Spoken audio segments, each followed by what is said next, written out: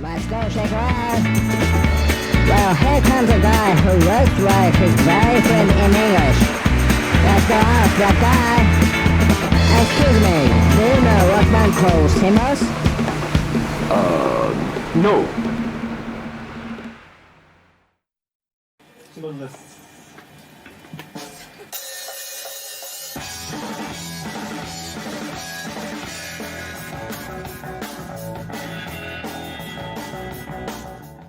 Imagine yourself as a young music enthusiast in the vibrant streets of mid-1990s Japan.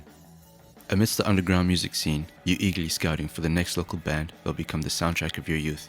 You bump into a long-term friend, and as you engage in a lengthy discussion about your shared love for music, your friend can't contain their excitement and takes out their Walkman. "Bro, you have to listen to this," they exclaim. Handing you the headphones, intrigued, you press play, and the first few notes transport you into a whole new world. You have just been introduced to the symbols. The song you're hearing now is My Brave Face. It's a reflection on appreciating the obstacles that life throws at us. With its opening lyrics roughly translated from Japanese, "I rushed in an hour late and the alarm clock shattered to pieces." The weather forecast is always a liar. It was supposed to be sunny. At times like this, I wish even the world ends. Leading up to the chorus though, we realize these challenges aren't necessarily the end of the world. Rather, they shape our experiences and personalities. These ups and downs create stories and build upon one's personality. The way you express yourself to others from these past events garners deeper connections with people who may relate to you or find a sense of humor in what you've just told them. No better way to evoke these feelings than through a chilly yet catchy and comforting chorus sung by a sakotoki. This is the meaning of your life, and this is the meaning of your smile.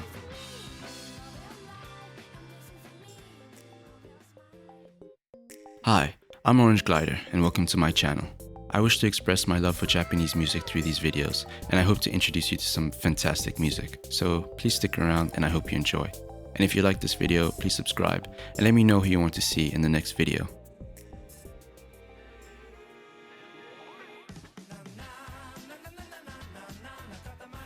So, who are the Symbols exactly? Well, the Symbols was a unique Japanese rock band formed in 1997, consisting of lead vocalist Asako Toki, drummer Hiroyasu Yano, and bassist/guitarist Reggie Oki. With their blend of high-tempo rock, jazz fusion, and sprinkles of bossa nova across their records, their music provided an optimistic escape from the mundane routines of everyday life. The rock band only lasted about 6 years though, eventually disbanding in 2003. The exact reason for their breakup still remains unconfirmed, with many online articles suggesting that it was due to the band's failure to produce a hit song.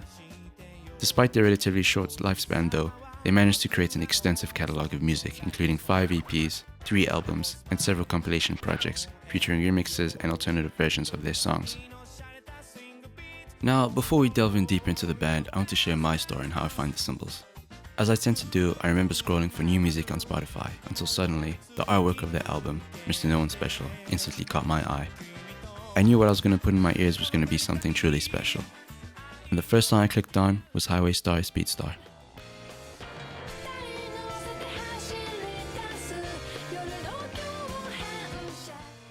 Those opening chords made me feel something so familiar and nostalgic, yet so exciting and energetic. I honestly felt like I was driving down an empty highway at 1 AM, with the top all the way down and glimmering streetlights passing me by. I must admit, this was my gateway drug to the band. Let's rewind back to 1998, when the Symbols unveiled their debut EP, Need or Symbol. This 7-track project served as a perfect opening to the band's story, featuring wacky and cartoonish themes, infectious rhythms, and feel-good melodies and sprinkles of ear candy perfectly layered across each track. I can almost guarantee you that the tunes from this EP will linger long in your mind after this video concludes. Just take a listen to the opening track, Cucumber.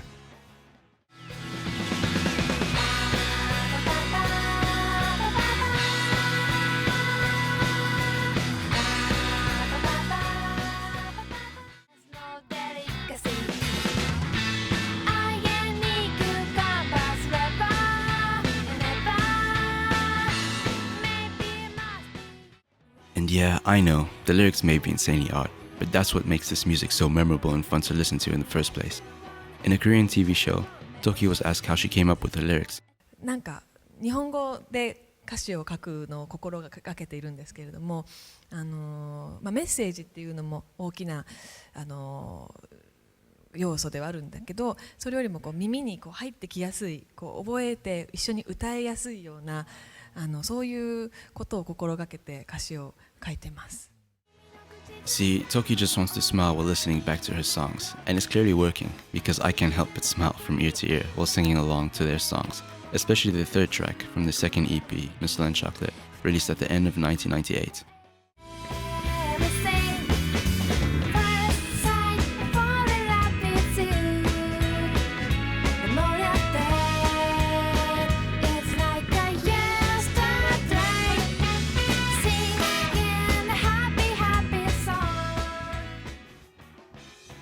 As the band approached the release of their albums, they finally started to shift away from the British grunge rock sound, embracing that Shibuya-kei style that we all know and love.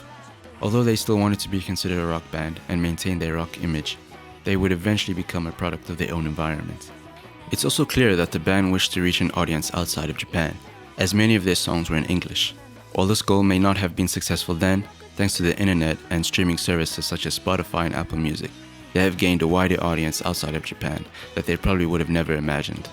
Later in 1999, the band released 3 short EPs, which eventually led up to the debut album, That's Entertainment, consisting of some songs from those previous 5 EPs, alongside some new tracks and intermissions. This album has more of a concrete concept, consisting of 14 tracks, 3 of them being intermissions, which I have to say are one of my favorite parts of their albums. Show business.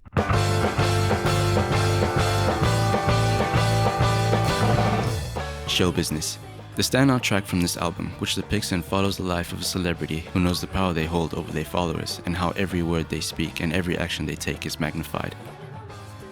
Only a few seconds of lips worth 10,000s of words. Only a bit of my wink worth 10,000s of flash. Sounds familiar, doesn't it? By the end of this song, the celebrity realizes that fame means nothing at all and it's nothing but a funny dream. This is a feeling that is heavily emphasized when Toki sings, "Everyone wants to be like me, come soon the end of her days. Everyone knows me as a dream. What's next to come?" To get you to listen to this album, here are a few snippets of some of my favorite tracks.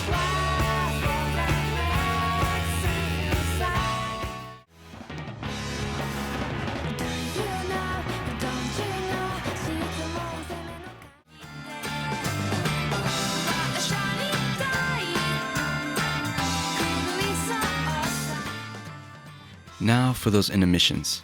Boy, those intermissions make me smile every time I hear them.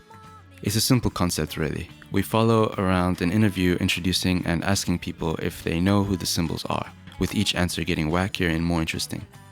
With the progression of each intermission, we see that the band starts off from 0 and gradually, by the last interview, the symbols have become a nationwide rock band known from young and old.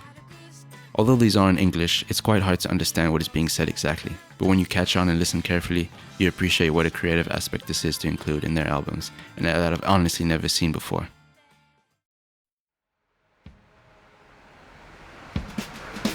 Hey, thank you for coming back again. Why don't we go ask this busy-looking businessman walking here a couple of questions? Thank you for your cooperation. I know you're a busy man. What do you want? I'm always busy. May I ask you a couple of questions? Okay, I guess. Life is all about facing questions. My life is all about living in business. I see. Here, who followed? I want to look up. But what the heck? Do you recognize them? No. They are the great code symbols. They are Rockstar, you know. Nonsense. The way we live in is filled with nonsense. Why should we spend our money saying all these noise crap? First of all, I hate the name. Symbols? The lips of Mick Jagger, the guitar of Jimi Hendrix, the vocal of John Lennon. I just have no interest whatsoever in respect to symbols. No. The band holds symbols. Oh, the Little Man one? Yeah. The round one? That's why. Oh, that sounds like a good name to me. On to Mr. Noone Special, the album that inspired me to make this video in the first place.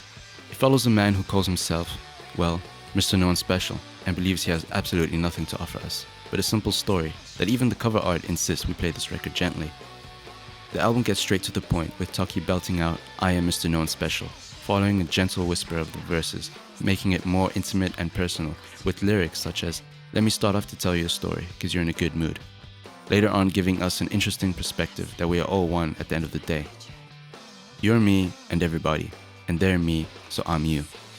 It's this mix of direct boldness and intimacy that grabs you from the get-go and makes you curious about the whole journey we have ahead with this album.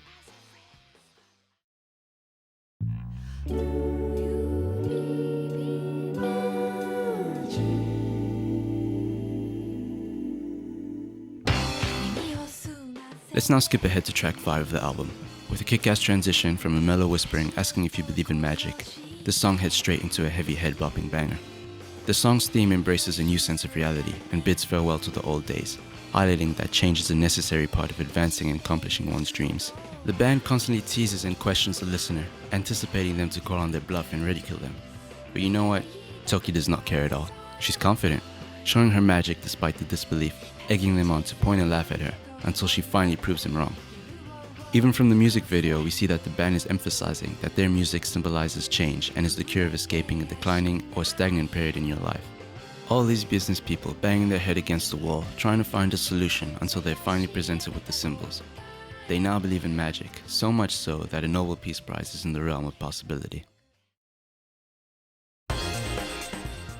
After Mr. Noone Special, the band released their final 2 albums, Sign and Love You, with both taking a slight deviation from what you would normally expect from their previous releases. Sign has a more electronic focus, and the band made this very clear with the album's name, cover art, and references to the sine wave, which is the basis of all electronic music. Although heavy drums and guitars are still present throughout this album, the introduction of synths, glitches, and breakbeats opened them up to a new audience seeking that type of music in the early 2000s. They execute this extremely well with tracks such as Duffeldorf Funk and the classic PS2 feeling house track, Wingspan. My personal favorite though is Flottage. It's a track that's sure to set you flying high above the clouds.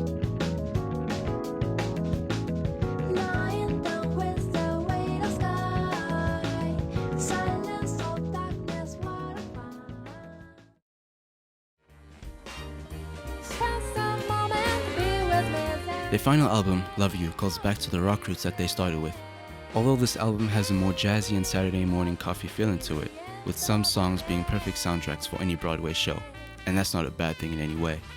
The 2 songs I want to mention from this album has to be Eggs and American Queen.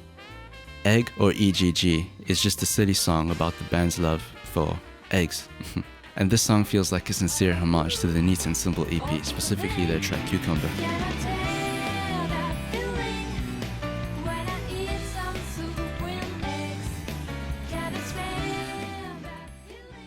2 tracks after that though, we have Queen America, which is a satirical critique of American foreign policy and its perceived roles in global affairs.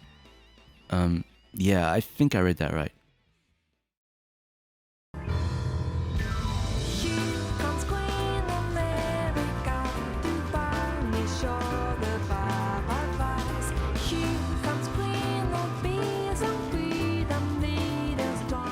Queen America was released during a sensitive time in 2003 as an anti-war song, and it's definitely their most serious and darkest song, specifically targeting and criticizing the wrongdoings of America during its invasion of Iraq. Referring to America as Queen America is quite a chilling thought. It depicts them with sovereign power and authority to rule over territories, akin to what queens historically held. What a beautiful figure, brighter than sun, it makes people blind. What a beautiful voice, it's clearer than stars, it makes people dumb. Here's a comment I saw from the music video, and I think it's a perfect summarization, stating that, I think the relatively dark melody is more of a criticism. Queen America sounds scary, an example of a song her soldiers sing to justify doing terrible things.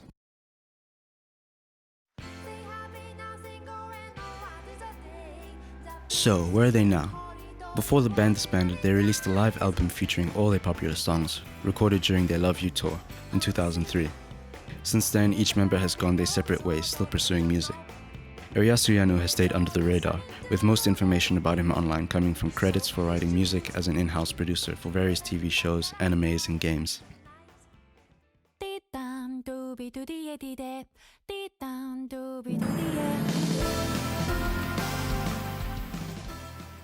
Reggie Oki, though, has worked on various projects as a composer and formed his own band alongside actor and vocalist Natsumu Kiora in 2015. This power duo formed the Tweeties. It's a band that has an interesting concept in front of them, opting for a classy private school vibe with a touch of rebellion. Their pop-oriented songs still have that Shibuya-kei and Symbols influence to it, featuring their own crest and school uniforms in their music videos and album covers. It's beautiful, wonderful, 誰もあなたの As for Asako Toki, she has continued as a solo artist, seeing tremendous success and becoming more popular than she ever was with the Symbols. She has released many EPs, albums, and singles collaborating with top Japanese artists such as Tofu Beats and Toei on their song Goodbye. Even listening to this song for so many years, I never knew it was her until making this video. If you're a big fan of J-pop, you probably recognize Toki, or maybe even her songs such as Home and Pretty Face.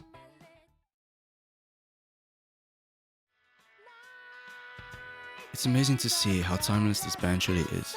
Scrolling through comments and posts, you can find fans from back in the day reminiscing about their youth, listening to the band and seeing them in person. On the other side though, there are new fans, like myself, who have just recently discovered their music. We constantly feel a breath of fresh air listening to their tracks. It is a bittersweet feeling though, knowing there are still some songs I have yet to discover. It's exciting, but the thought that this feeling will eventually come to an end lingers in the back of my mind. Despite all that, I want to thank each member for releasing such beautiful pieces of music into the world. Your music will never be forgotten.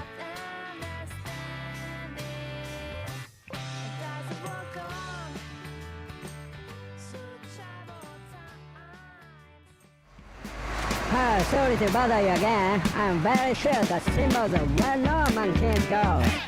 Okay, now we should have a good one this time.